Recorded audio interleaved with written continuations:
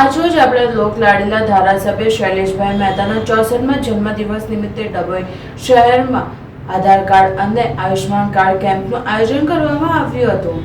ગર્ભાવતી નગરીના લોકલાડીલા ધારાસભ્ય શૈલેષભાઈ મહેતાના જન્મદિવસની ઉજવણીના ભાગરૂપે આયુષ્માન વયવંદના કાર્ડ આધાર કાર્ડ કેમ્પનું આયોજનમાં 70થી વધુ ઉંમરના વરિષ્ઠ નાગરિકો માટે ધારાસભ્યશ્રીના જન્મદિવસ નિમિત્તે તારીખ 26/11/2024 મંગળવારના રોજ સેવા કેમ્પનું આયોજન કરવામાં આવ્યું હતું, જેમાં આયુષ્માન વયવંદના કાર્ડ કેમ્પનું આયોજન સાથે આધાર કાર્ડમાં સુધારા વધારા તેમજ તમામ પ્રકારની અપડેટ સેવા પૂરી પાડવામાં આવી હતી અને ખૂબ મોટી સંખ્યામાં ડભોઈની જનતાએ લાભ લીધો હતો. ટોટલ 644 જેટલા આયુષ્માન કાર્ડ કાઢવાનો ભારતીય જનતા પાર્ટીના કાર્યકરો દ્વારા સંકલ્પ લેવામાં આવ્યો હતો. વૃદ્ધ લોકોને કોઈ પણ પ્રકારની તકલીફ ન પડે તે માટે ખૂબ સુંદર રીતે આયોજન કરવામાં આવ્યું હતું. આ કાર્યને સફળ બનાવવા માટે ઉપસ્થિત શહેર પ્રમુખ ડોક્ટર સંદીપભાઈ, ડભોઈ નગરપાલિકા પ્રમુખ બિરેન શાહ, વિશાલભાઈ શાહ અને સ્વામી વિવેકાનંદ ગ્રુપ દ્વારા સફળ બનાવવામાં આવ્યો હતો.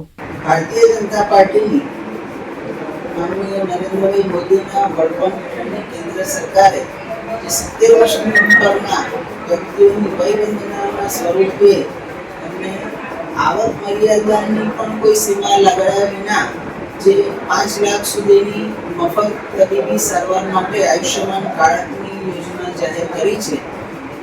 માનનીય ધારાસભ્ય શ્રી શૈલેષભાઈ મહેતા સાહેબના જે જન્મદિવસ છે અને એ નિમિત્તે અત્રે એક વિશાળ સંખ્યામાં લગભગ 650ની આસપાસ આયુષ્યમાન કાર્ડ સિનિયર સિટીઝન લોકોના નીકળે એવો એક પ્રયત્ન છે અને એ રીતે આ કાર્યક્રમ આયોજિત કરવામાં આવ્યો છે.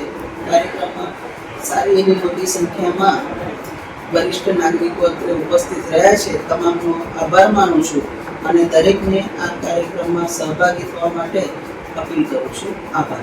આજ રોજ ધારાસભ્ય શ્રી શૈલેષભાઈ મહેતાની 64મી વર્ષગાંઠ હોય ડભોઈ નગર ગર્ભાવતી નગરમાં ભાજપનું જે જનસંપર્ક કાર્યાલય ધારાસભ્યશ્રીએ બનાવ્યું છે, ત્યાં 70 વર્ષથી ઉપરના લોકો એટલે સિનિયર સિટીઝન લોકોના આયુષ્યમાન કાર્ડ કાઢવાનું કામગીરી ચાલી છે અને જબરો ઉત્સાહ મળ્યો છે ડભોઈ નગરના પબ્લિકની અંદરથી.